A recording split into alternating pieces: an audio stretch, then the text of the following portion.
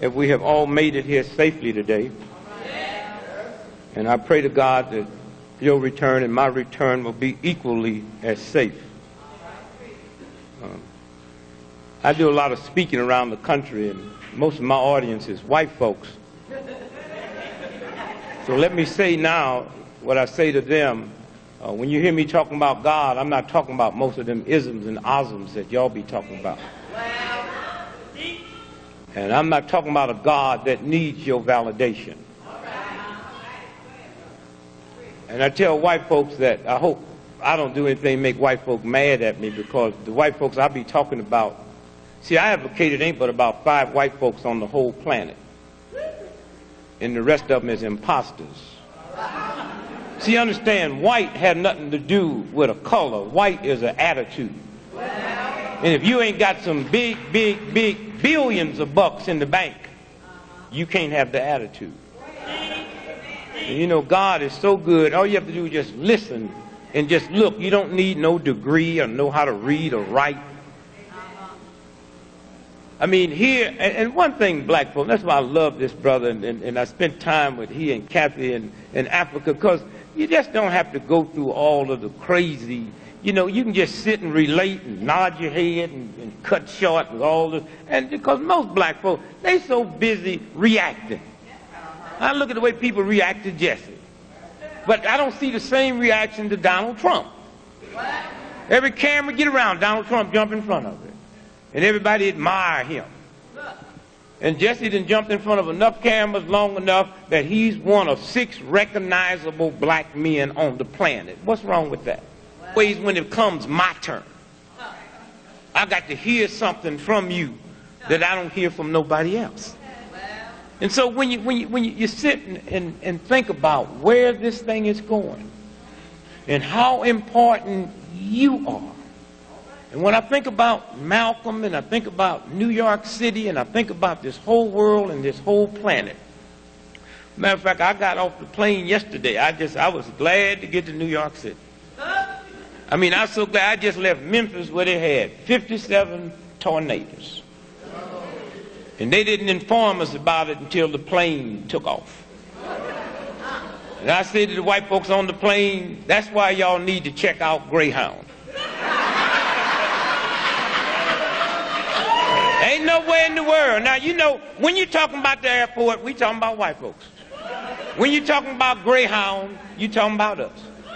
And there's nowhere in the world Greyhound would dare drive that bus through a storm, because we wouldn't. Greyhound would tell you between here and D.C. there's a hell of a storm. Y'all still want to go?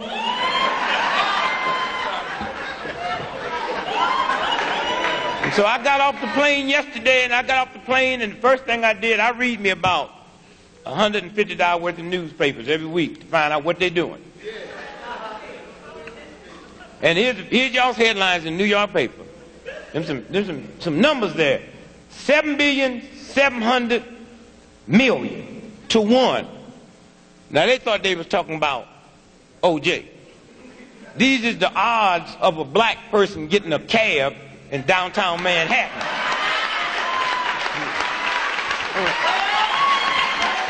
Okay. All right.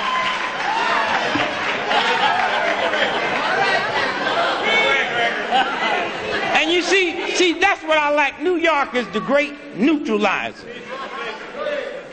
See, whenever black folk get out there and they think they ain't black.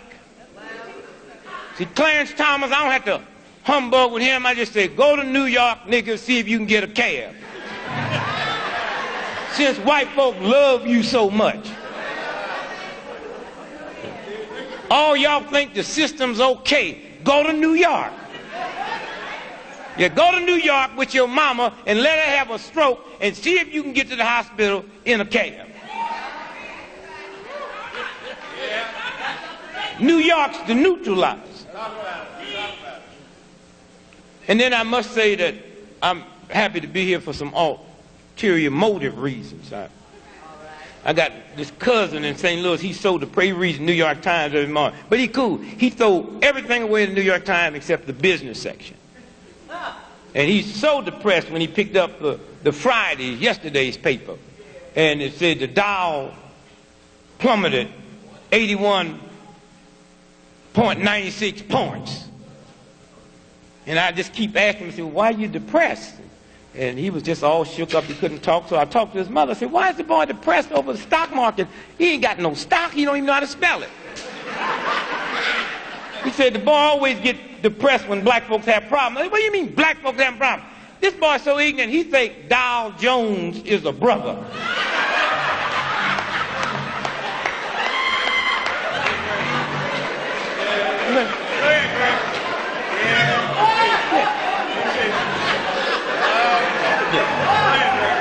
And in all honesty, I got to say, you know, part of it, because, you know, when the stock market caved in a couple of years ago, they called it Black Monday. And then what I don't understand, I mean, y'all had some crazy stuff come out here in the last 10 days. Y'all got a 17-year-old that's a doctor. And bless his little heart. And I sure hope he can make him some money, but he sure could not make no money with me. I ain't going no place when I'm sick where a chump blowing bubble gum and think what's wrong with me, I ain't had enough jelly beans. I'm coming in there telling him I got one of these migraine headaches, and he want to know, do I want to go to Disneyland with him? Of course, I don't know, maybe I don't know. At least he's alive. I mean, I had a news guy ask me the other day, said, you know, Mr. Gregory, you've been fasting and praying for like 30 years. What do your doctor think about it? My doctor been dead 27 years. And then y'all had this strange thing here, made all the front page of the papers, even made the national news about this school teacher that ran off with this 15-year-old girl. And I got upset when I read it, because when I read the story last week, this is a story about something happened 4 months ago. I mean, are they just finding out? They gone? And you know, I'm 63 years old, and I just kind of wonder, what a 15-year-old girl sexually doing today that they wasn't doing when I was in school? Because I don't know nobody blow their gig over a 15-year-old, you know, but maybe something happened different. I don't know. But I remember the time, they act like this is the first time a teacher having sex with a pupil. They've always, ever since I've known, but they never leave town with them. It's give them an A. And then the school system here act like they didn't know nothing about it. All you got to do is anytime you check the records and find out that him and her had both perfect attendance records, you should have known something was going on.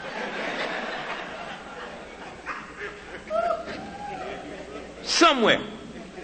And everybody said, well, he's going to lose his job. What do you mean lose? You don't care. School systems ain't got no money all over the world. All he got to do is advertise, hire me, and get 2 for 1. Driver's ed and sex education in the same car. Somewhere. Somewhere I say to you today, I'm so glad the weekend to get away from that OJ trial. I ain't gonna lie to you, I'm hooked to it. As a matter of fact, it messed my mind. I was looking at it the other day, and they damn near convinced me I did it. Yeah, that's right. Yeah. I told my wife, find them gloves.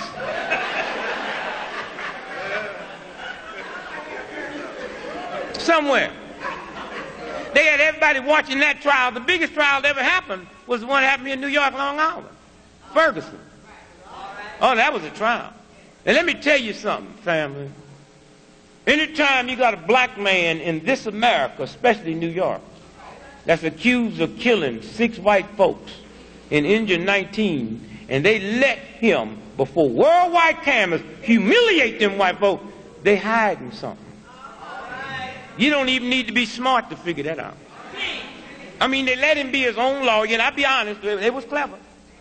I mean, if you look at the time, they took Vernon Mason's license away from him and gave him to Ferguson. Say here.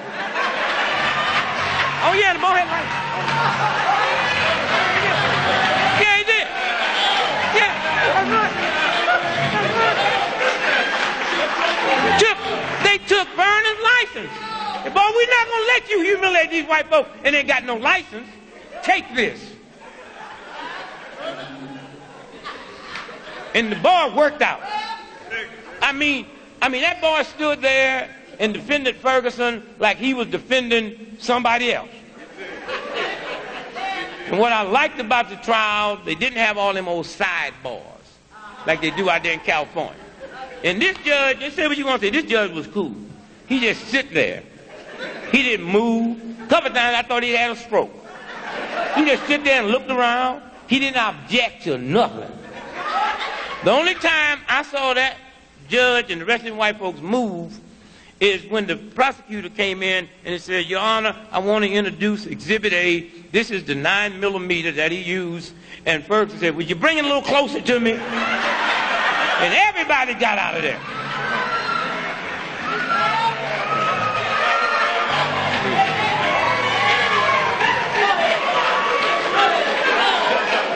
I mean, can you imagine? Can you imagine? Did you see him talking to them white folks? And and when white folks love you, they love you. He said that he got on the train, he had the gun in a bag, he went to sleep. So a white dude came and took the gun out and shot them people and put it back. And to this day, the press haven't asked him, if you was asleep, how'd you know it was a white dude?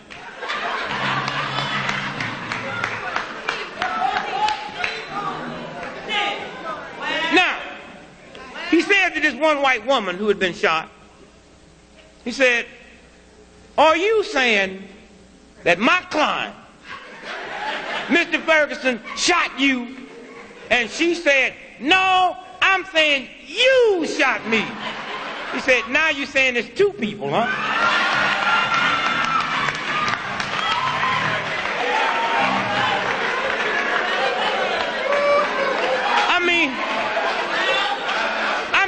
He humiliated this one white dude so bad.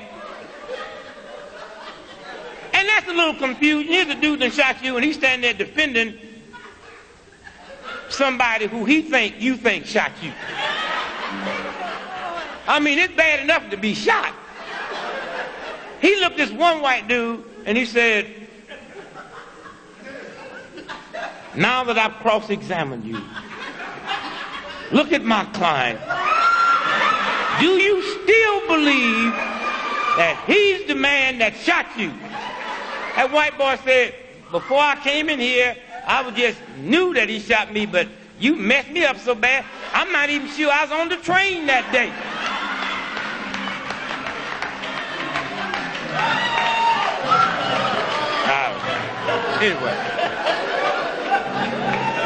Anyway. Now, let me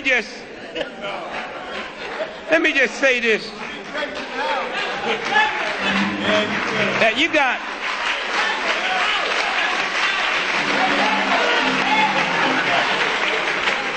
got brothers and sisters in this country that is so brilliant. America don't have no respect for that. But you have to listen to that God force. The same year that white folk come out with the bell curve, they come out with the Gump movie. The dumbest white boy in the history of being dumb.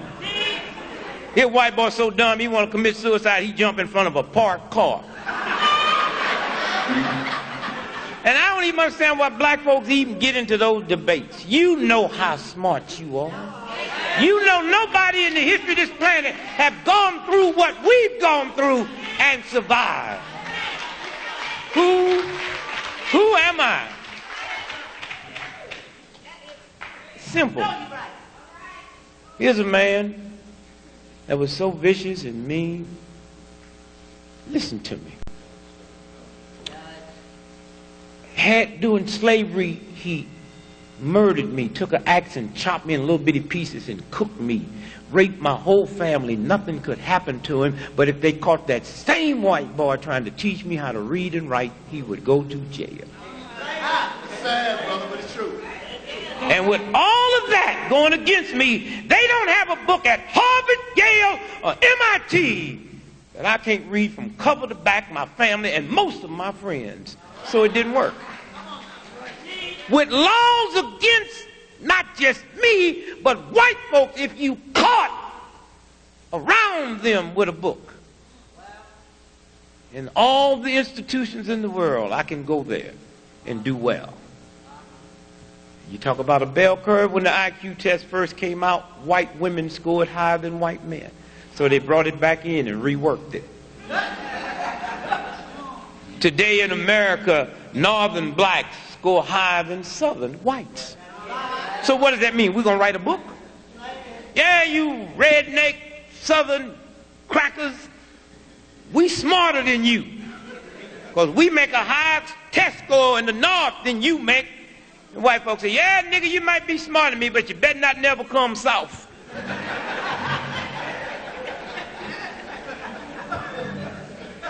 The games they play. Now they're attacking welfare. I was on welfare.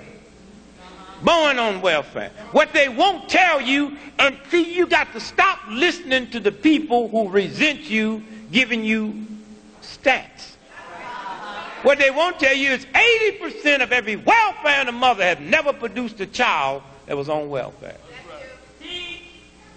Welfare mothers have 1.8 babies per mother.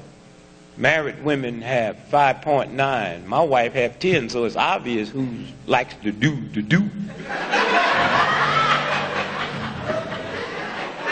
Now I have a serious problem with most welfare mothers because I don't understand how somebody can mess your mind up so bad you ashamed of free money. And I wish I could take all you Americans and let y'all vote today on welfare. Are we going to have it or are we not? And all I would do, I wouldn't let y'all vote because I know you. I read you the United States Constitution. I read you the Bill of Rights. And I'd make sure that you understand there's nothing in the Constitution or the Bill of Rights that says you have a right to write off the interest on your mortgage.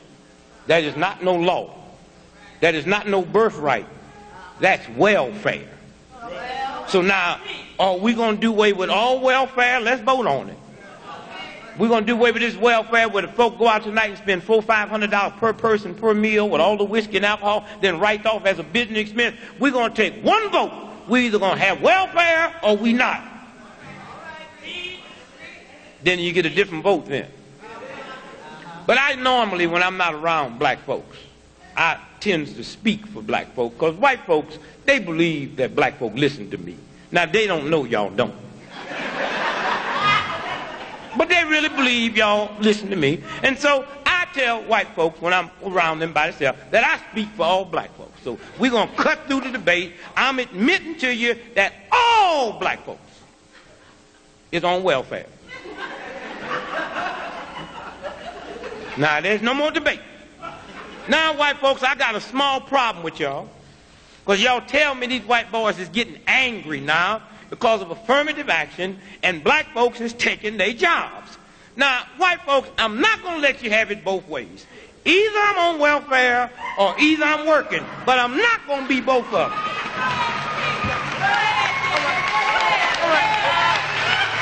right. I mean, here's some white folks mad because I'm on welfare. Here's another group mad because I got their job.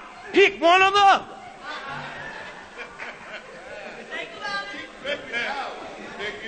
My brother, I come to you today and say to you that how much I love you.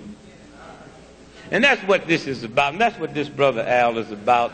And you look at the struggle, I look at my brother Mason and I see what you've been through, and I don't have no problem with it, because one thing about choosing to be in this movement, you have to be willing to penalize yourself and your family.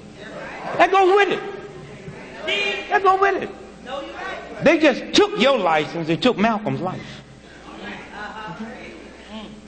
Man, if God bless you. I mean, after they knocked you down, you still had life in you that you can get up. See, they shoot at all of us. Some they miss, some they hit. You brothers, y'all been out there being a target for a long time. But it don't stop there. They get the family. They got little things. They put little things in little mice and rats and dogs and horses, little microchips, and control them from time they're born to time they die. They do the same thing with people. Y'all got hospitals here in New York. I ain't talking about just black folk. Babies are born and they put a microchip up their rectum, and that baby, they can control the attitude and behavior. At McVeer, that boy they arrested there in Oklahoma, all his friends said he'd been complaining about they put a microchip up his rectum when he was over there in the Middle East fighting. That's a game they play. But I say to those of us in this movement who have suffered, that goes with the territory. It is so easy to behave yourself, especially when you've been to college, especially when you got a degree, especially when you got talent. But can you walk out here and defy this filth and do what God wants you to do? Because where you go, your license won't be taken from you. It won't ask you what color you are, how old are you, where you live, who was you married to, how much money. There's one legend old boss gonna pull out, and it just says, how much service did you give to your brother, sister, human beings when you was on my planet? How much service? How much service? And you be in good company. The president of the American Bar Association won't be with you, son. No, no. Now, all these big high-fluting law firms that sit back and manipulate $750 an hour they make, that's a retainer. They won't be with you when they get to the real ledger. I'm talking about a ledger that Chase Manhattan have nothing to do with. I'm talking about the real ledger. And so when I think about my brother Malcolm, I think about this little thing that just happened with his daughter, and I'll be honest with you. I got 10 children, 7 girls, 3 boys. If I thought I had a child that thought somebody killed me and wanted to avenge it and waited 30 years, I sure enough would have an attitude. I mean, you can give that chum time to die from natural causes. I mean, girl, do you love me or not? But listen what they told us. They told us that Malcolm X's daughter, see, I don't deal in friendship. Did she do it or not? I deal in logic. Here's a woman here in New York City. She decides she's going to kill Farrakhan. She leaves New York where all the murderers are. They got people that have killed somebody for you just to practice because they know they're going to kill somebody on July the 4th. They just want to practice. She leaves New York, all the murderers, and goes to Minnesota where they ain't even had a drive-by shooting. Think about it. Go ahead. To hire a white boy to kill one of the most guarded brothers. A white boy. We don't even have to deal with that. I knew Malcolm. I loved Malcolm. Malcolm called me the Sunday that he died. I was working Basin Street East. He said, Brother Greg, you coming by today? And I said, Malcolm, I love you. And I said, I love you so much, I don't even want to take a chance to be there. He said, what do you mean, Brother Greg? I said, well, I close tonight, Sunday night at Basin Street East. And I said, but I had my wife book me a flight into Chicago at 8 o'clock this morning, and I'm going to Chicago, and I had way beneath my salary booked me into a college about 10 miles from the airport. And I'm going to go there and speak this afternoon, and I'm going to stay there until they tell me you dead. Because I'm not going to let this government get 2 of us for the price of 1. And I'm going to call Adam Clayton Powell when I finish talking to you and beg him not to come there. Because today, the United States government is going to get you. Okay. And I'm not going to be there. I love you. I don't even want to take a chance of my heart changing. So I went to Chicago. And when they came and they told me Malcolm's been killed today, I got back on the plane and came back here. Malcolm was killed because of another brother named DePinto. A lot of people thought he was African, but he was East Indian. He was born in Nairobi. He's the one that changed Malcolm's head from black nationalist to Pan-Africanism and made that connection from here to there. And the government said, we can't let this happen. He's the one that persuaded Malcolm when he went to Africa and stayed 7 weeks and met with all the real leaders. And then he's the one that discussed with Malcolm of bringing racism to the doorsteps of the UN. And as Malcolm was being shot dead in New York City, DePinto was being gunned down in Nairobi. All right. Same time. All right. Same time. That's a fact. So don't tell me about no black Muslims. That's a fact. That's a fact. The same time. Same time. Malcolm was being gunned down. Now, let me finish this by saying this. And you folks out there on radio, when we cut off, that's why you should be here. Yeah, y'all come on down. Yeah. We'll be here. We're not, you know, if you get here late, we'll be here next week. Just wait on us. You ain't got nothing to do. Nothing to do. Now, let me show you how this white racist system treats black folks. The black folks that they got to kill Malcolm, Malcolm was standing on a stage like I am. They threw a smoke bomb in the back. When everybody got to watching the commotion, the brothers ran up with double-barrel shotguns and shot him. But under the Freedom of Information Act, we were able to get the autopsy of Malcolm, and all the bullets in Malcolm is going down. Now, I can't stand on this stage and y'all down there pointing up, which means the government has such a low view of those black folks that would do it. They didn't even give them real bullets. They gave them blanks. And Malcolm was shot from the ceiling top. And also under the Freedom of Information, the CIA have been forced to admit that they rented the Audubon Ballroom a week before. And that's when they went in there and tore them walls out and put them guns in the wall and shot him from a downward projection. That's what this game is about. But Malcolm lived a good life. Yes, he did. The movie did not portray that. Of course not. The movie was an insult. Yes. I mean, here my man get killed, ain't got no insurance, no money. Betty pregnant with twins, got 4 kids, and then have 2 more, and then go ahead and raise them and go on and get her a doctor's degree. And in that old heathen movie, they ain't got room in that to tell me about what Betty did.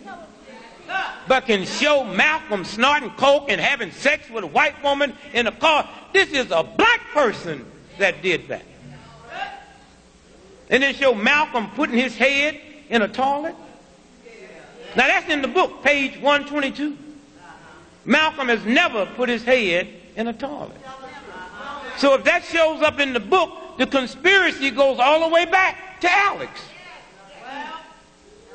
who didn't write Malcolm, nor did he write Roots. A white boy, the senior editor of Playboy magazine, Murray Fisher, wrote both them books. And as we stand here now, them 2 books makes about $7 to $8 million royalty right now every year. Then how come when Alex died, they had to auction off his stuff to pay off his bills? How come they didn't attach his royalties? Because he don't get no royalties. That's the game. All right? The whole book's a lie. And if you look at Roots and go get your federal documents, in federal court, a white boy by the name of Harry Colander that wrote The African in 1967, the court documents show that federal judge made all of them pay him $750,000, and in the records they chastised him, saying not only did you lift it out the book, you didn't even change one word. Then a white boy from England named John Rollison. That same judge made them pay him $150,000 because Kunta Kinte came out of his book. And then our sister Walker, who wrote the Alex Jubilee, they threw her case out. And I knew that they could never release the movie until they killed Alex. And Alex Haley reviewed the movie 1 week and fell dead walking through the airport the next week. So y'all go on out there and play your games with this filthy, slimy, degenerate system if you want to. And all of you white folks are so upset about this American, where it's going, they'll kill you on the way to get me.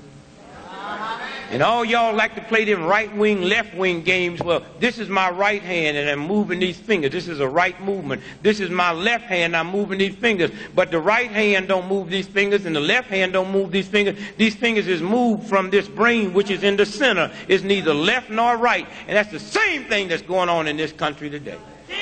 You got a bunch of evil, old, dirty, nasty old white men that's in the center that manipulates both sides, pit this one against this one and this one against this one. What's that game about? And what they fixing to do to the right wing now is what they did to the left wing in the 50s. If that boy blew up that building in Oklahoma, me and my mama blew it up. And if you stupid enough to believe that you're going to take some fertilizer, which ain't nothing but some cow doo-doo. If you think you can take some cow doo-doo and blow up half a town, you crazy. And if you're silly enough to believe you can put a bomb outside a building and tear it up inside, you crazy. There was 2 bombs that went off. And we know this because all you have to do is look at the Richter scale records that came out of the University of Oklahoma, run by a department head named Charlie Minkins. And when you look at the Richter scale, it shows that one bomb went off at 902.4 and another one went off at 902.14. So y'all go on and play your games if you want to. You stupid enough to believe that this white boy would blow up the biggest explosion in the history of America and get caught because he didn't have a license plate on the back of his car. People who ain't even got cars can get a license plate. And let's play it straight for a minute. He's driving down the highway. He just blew up this whole thing. He's getting away. A cop pulled him over. One cop, he got a loaded pistol. When you pull me over, I got to believe you pulling me over for what I just did. I come out blazing. Why didn't he? The boy's a patsy. This is the game they play. And so I say to you today, Bush found it out. Somebody told him. That's why Bush got out the National Rifle. They're going to roll on. And Rush Limbaugh will be lucky if he got his show 90 days from now. And that whole religious right, they don't need them no more, and they're fixing to close them down. They already let the story out on Graham.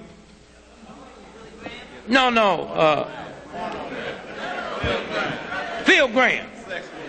Phil Graham. Now listen now. Phil Graham, raised on welfare. You know the story? Y'all know the story? Daddy died. Little boy. One government check after another. Now, the boy got $11 million. He got more money than any candidate, and nobody asked where this little old poor white boy that ain't inherited nothing get that money.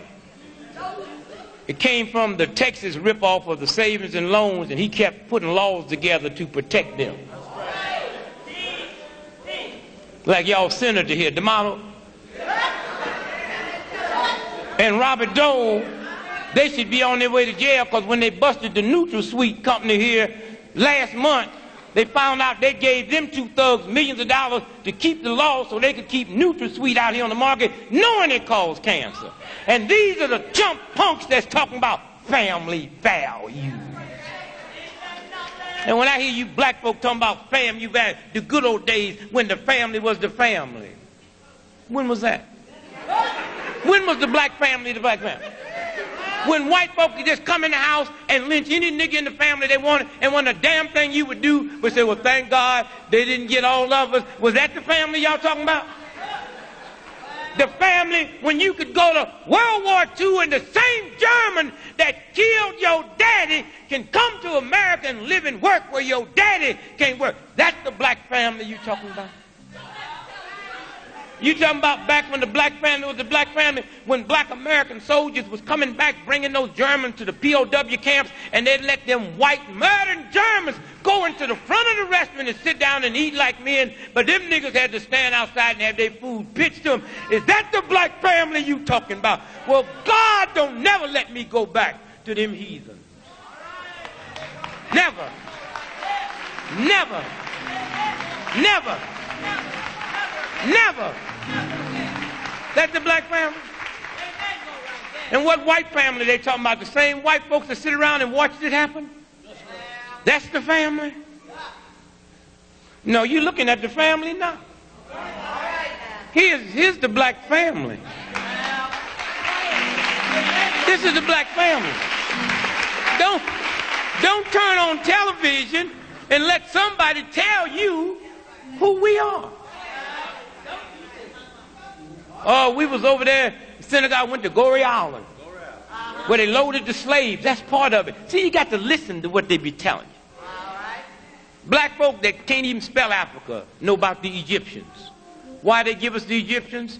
Because those is the lightest Africans on the continent of Africa. It's about a not black thing.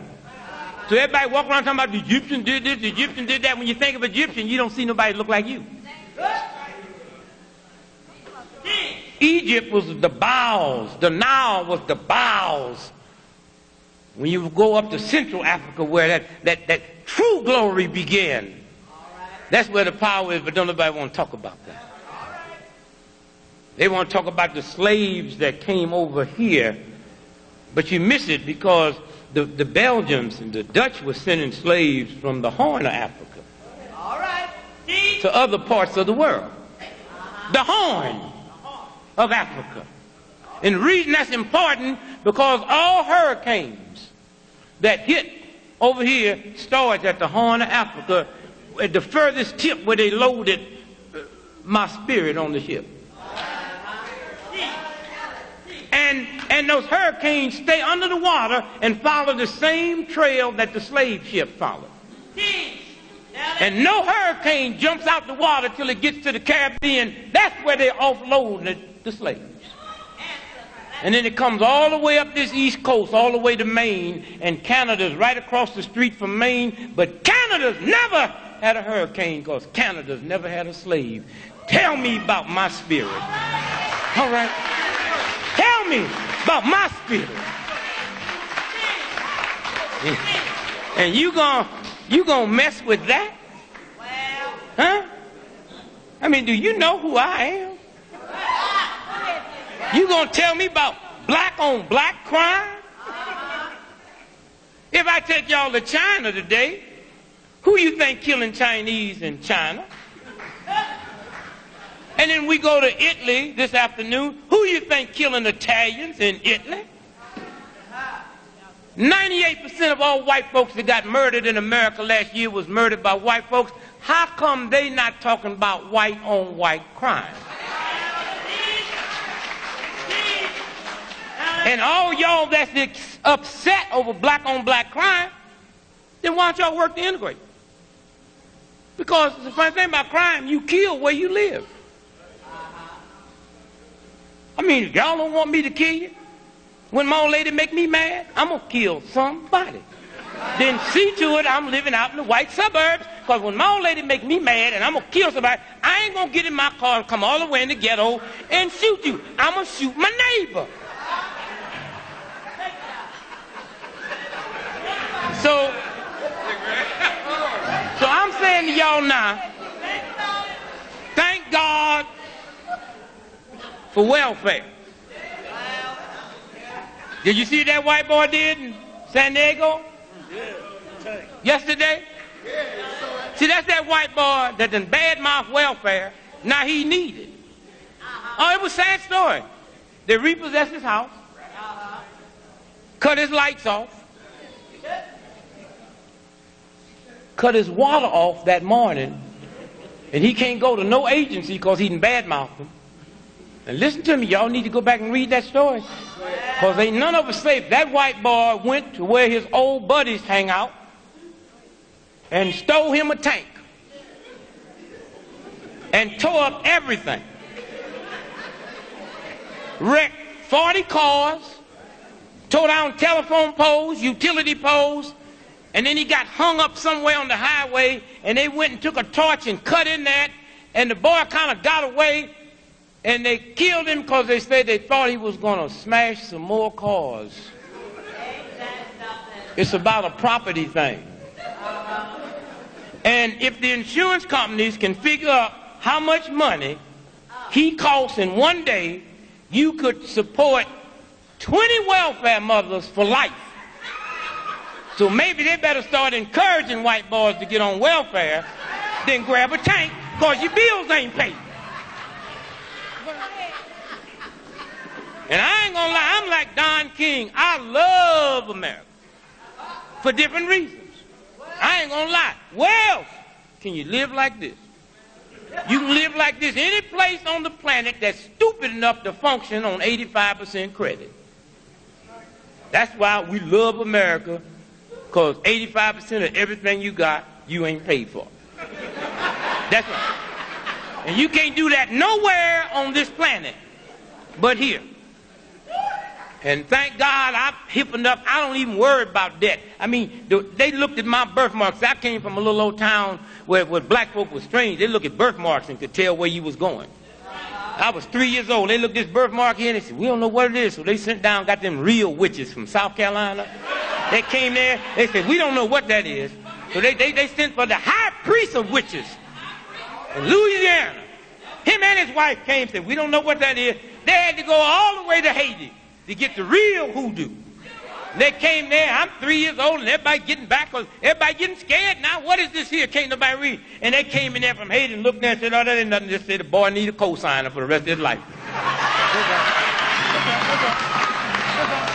Said the boy will need a cosigner. That's all. That's all. The boy will need a cosigner. Rest of his life. Now, don't nobody in this room have no more debt than me. The difference, I don't worry about mine.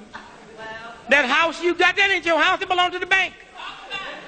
You the caretaker. And one day when y'all got some sense, you go down to the bank and tell them, say, your windows is dirty when y'all send somebody out to wash them. All right now. No, you're right. Go ahead. That ain't your house. Go home and look at that deed right down there. You know, lawyer. It said they can call it in anytime they want it. Them Japanese thought they owned Rockefeller Center. Yeah, they just called it in last week. I remember the Internal Revenue said, well, you know, you're behind on your taxes. We're gonna lean on your house. And you lean on the house, you lean on the note. Yeah. So I didn't pay no more notes. Yeah, you gonna lean on my house, you lean on the note. Why y'all like to possess stuff that's not yours? Why y'all want to like stuff that somebody can take? Debt? Credit card folk call the house. Talking about, I owe them $800,000. I laughed. My wife said, what you laughing about? I said, they knew when I was taking out that card I wasn't going to pay for it. They knew that. I mean, I ain't paid for the last card I had. Then they're going to try to appeal to my Negroism. Well, you know, guy, we thought because you're involved with the civil rights movement and your integrity, we thought that, and now I'm here at your house and I'm just outraged. You got this 400-acre farm and that Rolls Royce sitting out there. How can you have all this stuff and not pay us? I said, well, if it make you feel any better, I'm not paying on the farm, nor the Rolls Royce. Matter of fact, they was here an hour ago. And I just asked them to leave because I just wanted to talk to you one-on-one. How y'all be upset over debt Most of that old stuff you got, you don't know where it is. And you ought to just thank God. Y'all be praying to God, well, how can I pay? Just thank God, I thank you. You let me trick some more of them.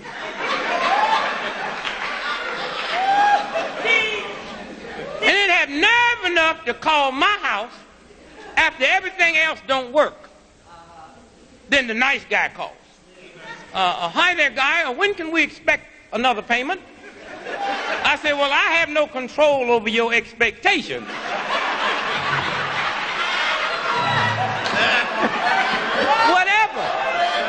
Whatever make you feel good, put it down. But now if you're talking about when you're going to get another payment, oh, why don't you call me back sometime around 1999? Then they get evil. See, I got one of them. You know them credit cards y'all got them expiration dates? No, I got the real ones for life. That's what they're trying to call in. Well, look here, guy. Would you cut up? Everybody told you to cut your credit card up and mail it back. I said, you got to be some kind of fool.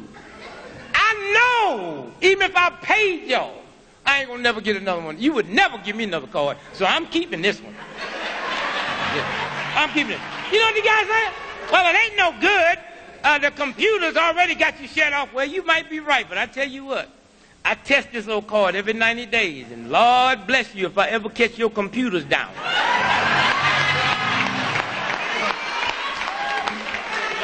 So, do you know? So you don't have to, and sisters, please get with the brothers and teach them about that debt. You don't have to get, because they ain't going up nobody's head but yours. They come home mad, a white racist system, they ain't going to do nothing about it. That's why if I was a black sister and I was married to a dude that loved me and I had a little control of him, I'd make him be with this movement because he can get rid of his frustrations. Y'all be married to these black men that go around and be humiliated by a white racist system every day. They're going to come on and go upside your head. They ain't going to say nothing. I mean, you cook him the best apple cobbler you ever cooked. He ain't mad at you. Say, how you like it there? I'm eating it, ain't I? And that's affection. Yeah. Yeah. And you young black women, you know, don't let these old sisters get y'all in trouble. Yeah, girl, when I was, here's some old 90-year-old black woman. Been whooped so bad she didn't forgot about ever being hit. Telling you, girl, I remember, Hank never would do that to me. She don't tell you the sheriff shot Hank in the eyes trying to stab her to death. These old black sisters be lying to you young girls. Listen, all that old stuff, look, all you old sisters, that stuff don't work on these young black boys. Roll your eyes and put your hand on your hips and, girl, no. Sisters, if this young chump walk in with his fist balled up, talking about hitting you, and you sitting there making some biscuits, all you got to do to him is just make like you talking to somebody else in that room that ain't there. Hey, girl, I don't know who this nigga talking to. And all at once, he gonna look. And you just keep talking. Yeah, he coming in, making that knob, this fist ball, like he ain't planning on going to sleep in this house. Like can't nobody cut nobody's peanuts off for the white woman.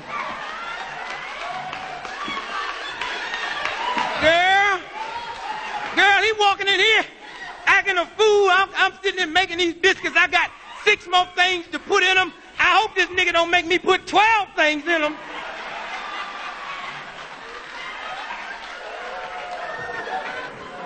See, you young girls, when you pick the grits, you can't have nothing on your mind. You can't be wondering about your lottery number because you forget and eat some of them grits. Them is called death grits. And to your brothers, if one of these sisters ever get hold to them old grits and put it in your face, whatever you do, I don't care what kind of insurance, Blue Cross, whatever, I don't care what kind of good job you got, don't go to Mount Sinai or Cedars 11. Them white boys do not know how to deal with hot grits. Oh, them hospitals, they can give you a triple bypass, reroute your booty hole, have you doing out your knees. But they don't know how to do it. Them white boys don't even know that when you wipe grits off, face come off with it. That's right. That's right. You ever get some hot grits thrown on you, brother? Get to a ghetto hospital. Oh, they don't have all them new machines. They might not be able to give you a triple butt back, but they know how to deal with hot grits. You can't do nothing but just blow on them.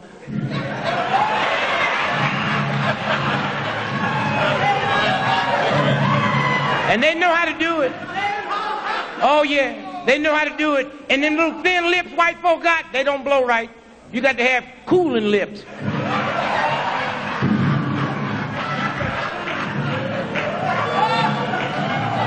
Well, anyway. I leave you today and I say to you,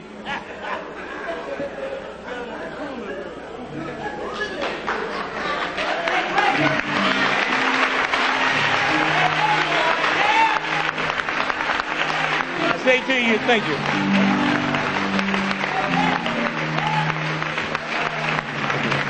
I say to you today that you all are part of a great movement.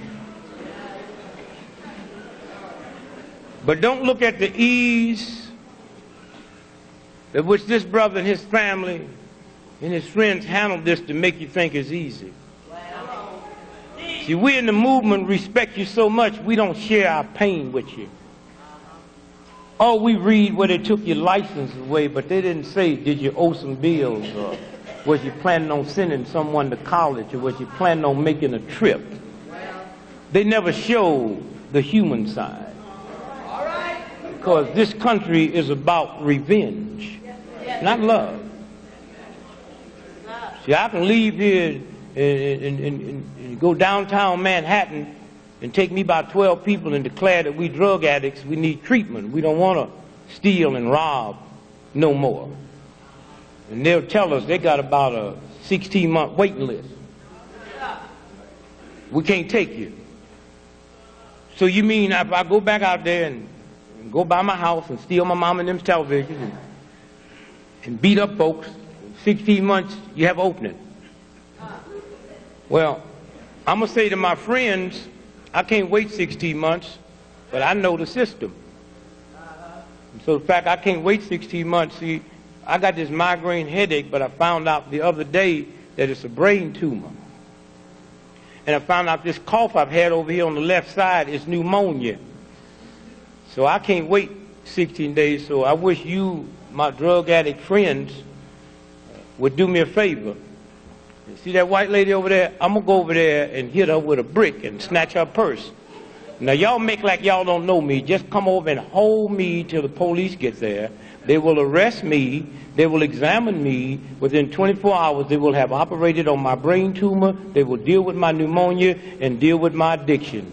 There's something wrong with living in a country that's so built on hatred, can spend any amount of money they want as long as it's labeled under revenge.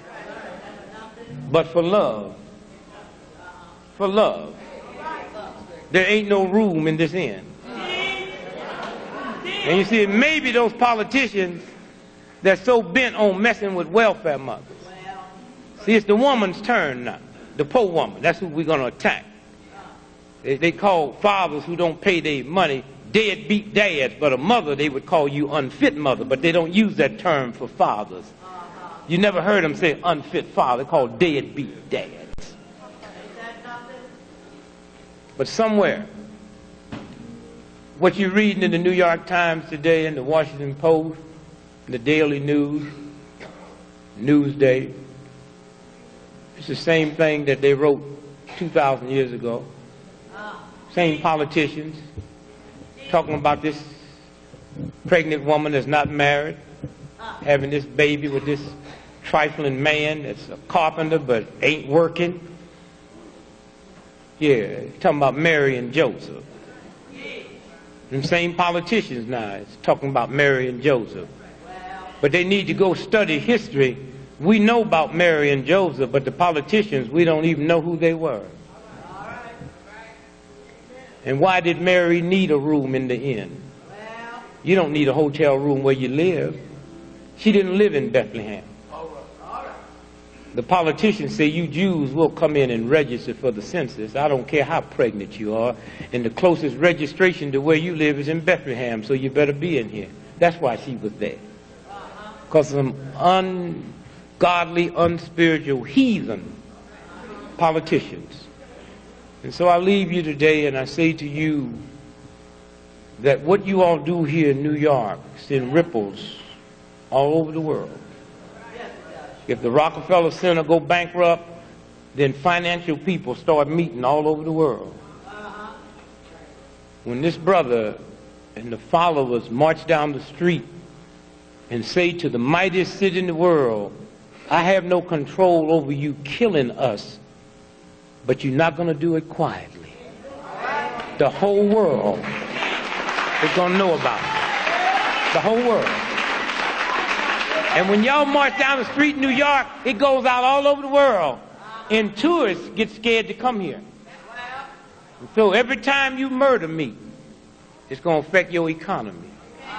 And so I leave you today and I say to you that concentrate on this little 17-year-old doctor. And send love and kind feelings to the parents. That's a hell of a thing. 17 years old. But then also understand that there was a God that put us here that gave each one of us the miracle prescription. The miracle prescription that will heal anything wrong with you. Cancer, sugar diabetes, whatever's wrong with you, it will heal it. Called forgiveness. That's the miracle drug. Don't cost a quarter. The miracle drug. Start with forgiving yourself. See, I didn't know that. I had corns on my feet. I'm wearing shoes that cost me $3,700. So you know when you pay that money for shoes, you ain't gonna get no tight ones. But up until then, I thought corns come from wearing tight shoes. I ain't paying no big money for no tight shoes. And I still got corns. And so while I'm fasting and praying and meditating, it comes to me there's something hard down inside my body that's trying to get out. That's where corns come from. If the three of us is in a car and the car flip over and I end up in a coma and y'all don't, it's because I'm trying to escape something inside of me so that thing puts me to sleep. Your sugar diabetes and high blood pressure and all of that is not coming from what you think it's coming from. It's coming from conditions of hatred, conditions of fear. You can be worried about debt and create some monsters inside of you. One day sit by yourself and draw a picture of a house. Then draw a picture of a dog. Then draw a picture of a bicycle. Then draw a picture of anger. And you can't. Because anger has no color, no shape, no form, no God, no mother, father. Anger is nothing that then latched hold of something. And as long as you let anger occupy this thing that God made, God didn't make anger. This is manipulated by a bunch of evil old men. And the reason you should know you shouldn't be angry is because you don't have to go to college to be angry. You don't need no money in the bank to be angry. All of the normal things you have to do, you don't have to do that for anger. So you should sit and say, now, somebody tricking me. I don't have to qualify for it. I don't have to take no test. Don't nobody come and make sure my anger bill is paid. So anger, get out my body. And you can just wipe it out today. And as it leaves, your sicknesses leave. Drink 8 glasses of clean water every day. You ain't got much time now. That OJ trial, that's just a symbol of something. There's a boy accused of killing 2 whites, and they let him wear brand new suits to court every day. In my America, OJ, just ask some simple questions. You don't need to ask many questions about OJ. It's the day of the chase on the highway. Didn't nobody know it was going to be a chase? Where'd those 800 signs come from on the highway say, go, juice, go? Or did somebody know? Is this a master plot? I mean, I know a whole lot of white folks. I know none of them carry blank pieces of cardboard in the back of their car to make signs. The glove with blood on it that was still wet 8 hours later. You cut yourself now, by the time you get home, it's dry. Why was that blood still wet? It was in a plastic bag. And the marshal kept it wet. What's this game about? Why everybody want to say the cops framed him, but they don't want to say the cops did the killing? If I frame him, on a murder. That's just right next door from I did the killing. And what makes you think cops is above killing somebody? We know in New York. What's this game about? And this dream team, who are they? I tell you who they are. Robert Shapiro. Mark Lane and I did a book called Codename Zorro. People called us and had information on the Kennedy King assassination. One day Freddie Prinze called me and said, I got some hot stuff, man, on the Kennedy assassination. I got to get to you. And I'm trying to tell him my phone is tapped and he just didn't hear what I was saying. And so I said, okay, I'll get back to you tomorrow. He died that night. Called it suicide. We know that was a CIA hit. John Belushi got in touch with Mark Lane. Said, I got some stuff on the Kennedy assassination you and Dick got to see. Mark called me. I couldn't make my schedule. Said, Mark, you go meet with him. They were supposed to meet in Detroit, but he was murdered the night before. That white girl from Canada gave him an overshot of drugs. Remember that? We know that was a CIA hit. Who was that white girl's lawyer? Robert Shapiro. Hello. This whole thing you looking out there is a CIA game, and I'm sitting there looking at black folks manipulate. Did he do it? Did he not do it? Did he do it? Did he not do it? What's this game about? Marcia Clark, first husband, was Gabby Howicks, Israeli intelligence, Israeli Air Force. And see, I ain't got no Jewish thing. See, you ain't gonna manipulate me into a Jew. If all the Jews left this planet today, niggas' life ain't gonna change in America. Hear me good now. Hear me good. If every Jew on this planet disappeared, your life will be the same tomorrow. You still ain't gonna get a bank loan. You still gonna be oppressed. So what's this game? A whole lot of white folks and isolated say, that's the white people y'all should dislike. What's this game about?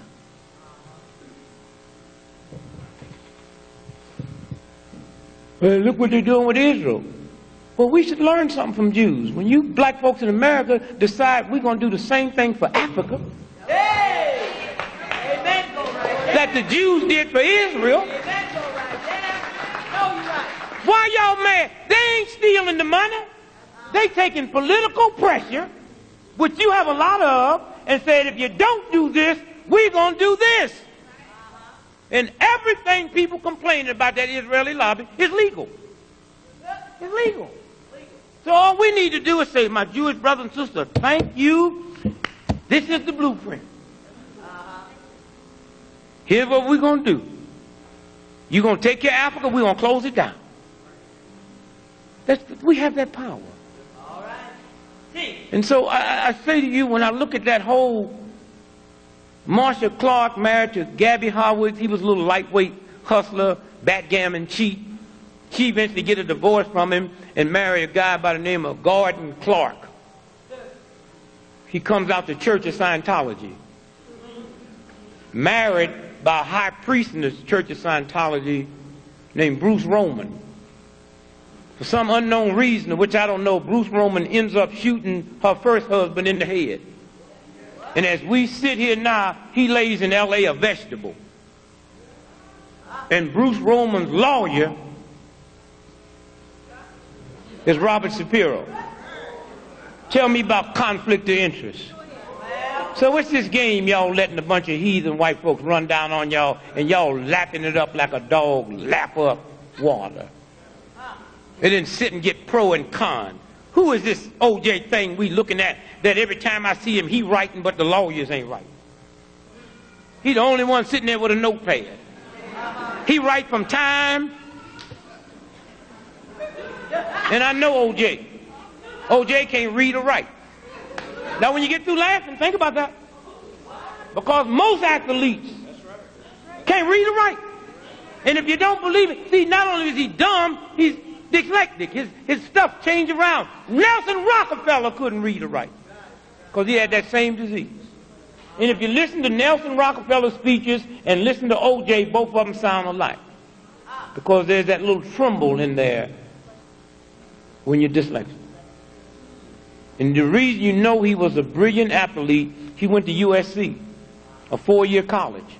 He set all them records that still stand in 2 years because the boy was too dumb to go from high school to college. They had to bootleg him into a junior college for 2 years, thanks to Willie Mays. And then they slipped him through the back door. So when I turn on TV and see this thing sitting there writing, who is it? Oh, is he copying? You can copy good. And then when he gets through, he give it to Shapiro. Did Shapiro tell him to write? Nigga, you write 10,000 times, I'll never have sex with a white woman again.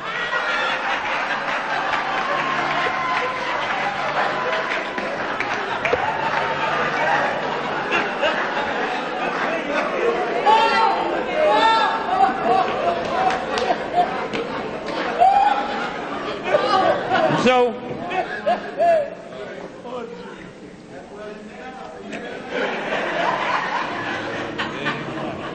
let me ask you to do me a favor. Pray for this brother and his family. Come on. Because when he moves in New York, the word go out. See, we can have a demonstration in Gooseneck, Tennessee, and people in Tennessee don't know it. But every time y'all move here, phone calls go out. Because they say if this movement ever sweeps across the country, because we can't box him in, he's too full of love. We can't make him mad. And he's surrounded, though you never get your name in the paper, by some powerful brothers and sisters. Amen. Go right there. By some serious spiritual